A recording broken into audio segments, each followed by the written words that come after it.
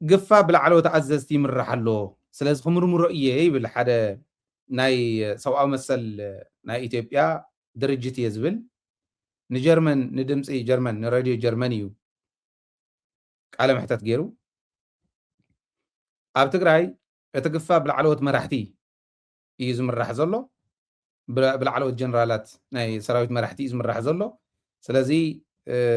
ሰብኣዊ መሰል ይጠሓስ ስለ ዘሎ ናይ ጦር ወንጀል እውን ስለ ዝኾነ ክምርምሮ እየ ይብል ኣብቲ ክልል ሰፊሕ ናይ ግፋ ኩነታት ከም ዘሎ ህዝቢ እውን ይገልፅ ኣሎ ንሕና እውን ምርመራ ውፅኢትና ኢፋ ንገብሮ ቀረባ ንሱ እዩ ዘርእየና ንኣብነት ኣብ ወራቆ ናብ ዘለዎ ቦታ ከይዶምስ ሓፊሶም ከይዶም ይብሉ ስለዚ እዙይታት ምርመራ ንገብረሉ እዩ እስካዕ ሕዚ ዝበፅሓናየ ግን ዘርእየና ከምኡ ከም ምህላዊ እዚ ናይ ጦር ወንጀል ስለ ዝኾነ ናይ ኢትዮጵያ ናይ ሰብኣዊ መሰል ሲቪል ኣደረጃጅዋ እዩ ስለዚ ክንሓትት ኢና እዩ ኣዲስ ኣበባ ኮይኖም እዮም ከምኡ ዝብሉ ንድምፂ ሬድዮ ጀርመን ዝብልዎ ማለት እዩ እንተነኣሰ ሰብ ክመስሉ ምእንታን ንሕና እኮ ብቪድዮ ርኢናዮም ኢና ኣዲስ ኣበባ ዘሎ ሓፈሳ ከካብ ገዝኡ ከካብ ዕዳጉኡ ዝሓፍስዎ ዘለዉ መንእሰይ ትግራዋይ ብምዃኑ ኤርትራዊ ብምዃኑ ኣምሓራይ ብምዃኑ ናብ ሰራዊት ኢትዮጵያ ኣትዩ ክሰርሕ ስለ ዘይኽእል ኣሰልጢኖም ናብ RSF ዝእትውዎ ዘለዉ መንእሰይ መክሳስ ደኣ ንምንታይ ዓይኖም ደፈኖም ሪኢኹም ስንፍናና ይፈልጥዎ እዮም ንሕና ስንፍና ብደንቢ ገይሮም ይፈልጥዎ እዮም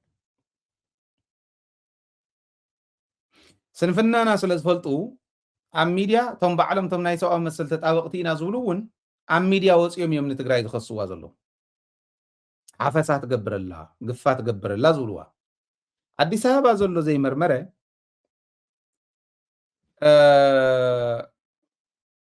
ኣብ ዝተፈላለዩ ክልላት ናይ ኢትዮጵያ ዝኒሄ ዘይመርመረ ኣብ ኩለን ክልላት እዩ ባይዘወይ ስኢሉ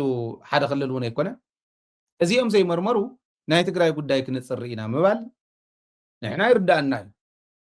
ኣብ ሚድያ ዘለና ገሊና ማለት ኩልና እውን ኣይኮነን ህዝብና ግን ይርድኦ ዶ ይኮን ከምኡ ወይ ታደነኦም እዮም ከምዚ ዝብሉ ታት መንግስቲ ዝኾነ ነገር ተዝብል እዩ ዝብል ሚድያ እዩ ዝመልሶ እዚ ሓሲኹም ልክዕ ከምታ ናይ ኣፍሪካን ኢንተሊጀንስ ፅሒፍና ኣሎም ኣለና እንተኣሪሞማ ከምኡ ጌርና ንእርሞም ተዘይኮይኑ ከዓ ከምቲ ሓዚ ዘቃልዓ ዘለኹ ጌርና ነቃልዖ ተኽኢልና ብምሓርኛ ብኦሮምኛ እውን ንኸይድ እስካዕ ዝተደገፍና ቋንቋ እንዳስፋሕና ክንከድ ኢና ተዋና ግን ተረድኦም ካልኦት እውን ከምዚ ይሰርሕሉ ከትላንት ወዲያ የነበረው ዘመቻ በሙሉ ምንድን ነው? አድዋ ላይ ወጣቶች ታፈሱ፣ አክሱም ላይ አፈሳ ተደረገ። እንትን ላይ ማን ነው የሚሰማቸው እነዚህን ካድሬዎች? ወለጋ ላይ ያለውን አፈሳ ለምን አይዘግብም? አዲስ አበባ ያለውን አፈሳ ለምን አይዘግብም? እንዴ ቢቢሲም ዶቼ ቬሌም ሌሎች ሎካልም ኢንተርናሽናል ሚዲያዎችም ሲዘግቡ እንደነበረው በከፍተኛ ሁኔታ ባለፉት ወራት የአብይ አገዛዝ በጣም ከባድ አፈሳ እያካሄደ ነው። በቪዲዮም እየወጣ ይጋለጥ ነበረ። ያንን ምንም ያላለ ካድሬ አክሱም ላይ አፈሳ፣ አድዋ ላይ አክሰብ ዝም ሌላው አካል ምንም ጫኝና አውራጅ አይሱዙ አቁመው ሲያወርዱ ሲያጨኑም አፈሳ ተካሄደ ይላል። ምንም ያንን ኢንዲኬት የሚያደርግ ነገር በሌለበት እየተረባረበ ነው። አፈሳ አያደርግም ቲፒኤልኤፍ እያልኩ አይደለም ያለሁት። በነገራችን ላይ ልከራከር አልችልም፣ አላየሁት ነገር ጽቡቅ ብዘይ ረኣኻዮ ምክርኻር ፀገም የብሉን። ግን ተዋና ነገር እንታይ እዩ እዚዩ ንሕና ክንርድኦ ዘለና እንታይ ክሰርሑ ከለዉ ኣብ ምንታይ እንታይ ንሰርሕ ዝብል ምርዳእ ምኽኣል እዚኣ ሕዚ ሚድያ እያ ትመልሳ ናይ ሚድያ ዳይሬክሽን መሃቢ ስቕ እንተይልካ ግን ስቕ እዩ። ስቕ ምስ ወሊኦም ዝቐበርዎም እዩ። ስቕዲ ክበሃል ዝግብኦ ነይሩ ዓብዪ ተታርጌተ እያ መንግስቲ ንኣብነት ናይ መንግስቲ ኮሚኒኬሽን ኣሎ ትኽክል እዩ። ናይ ሚድያ ናፅነት ዝበሃል ሚድያታት ብናይ ባዕለን ኤዲቶሪያል ፖሊሲ እየን ዝኸዳ። ነገር ግን ኣብ ከምዚ ዝበለ ናይ መኸተ እዋን ሚድያታት ናይ ትግራይ ተወዲበን ዝሰርሓሉ ኢምፓክትፉል ዝኾነ ህዝቢ ንምድሓን እንድዩ ትዋና ትካል ትግራይ እየ እንዳበልካ እንድሕር ከይድካስ ትግራዋይ ከጥፈብ ዝመፀ ሚድያ ናፅነት ንኣብይ ኣሕመድን ንደብረ ፅዮንን ማዕረ ሚዛን ክህብየ ኢልካ ክትምዝን እንተሞኪርካ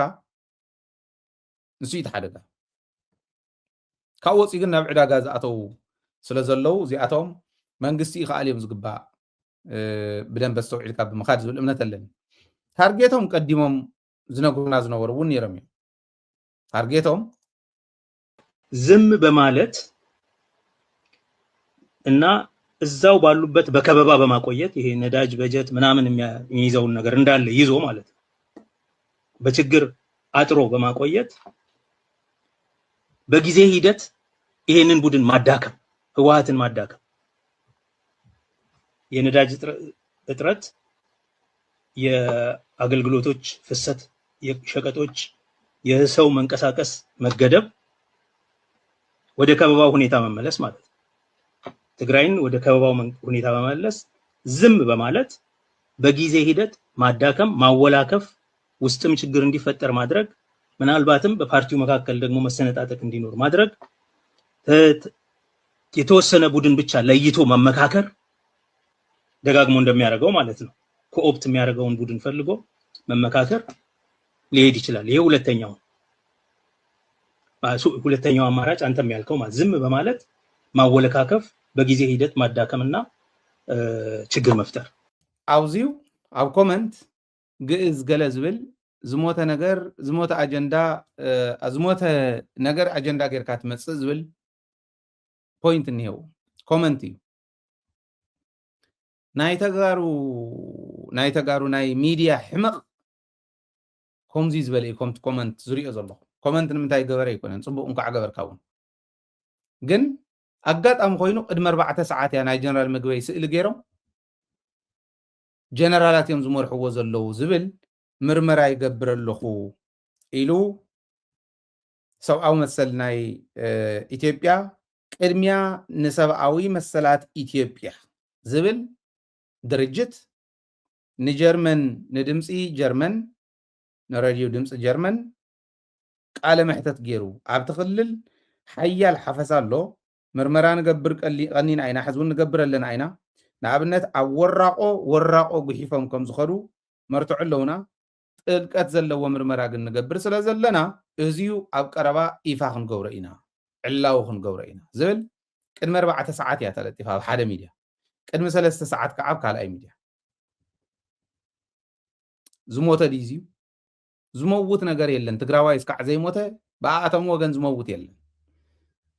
ኣብ ትግራይ ብሓቆም እዮም እውን ባይዘወይ ሚድያታት ኣብዚሖም ብፕሮፓጋንዳ ጥራሕ ክንስዕሮ ኢና ትግራዋይ ኢሎም ዝመፁ ትክክል እዮም ከምተኡ ዝኒሄ ማለት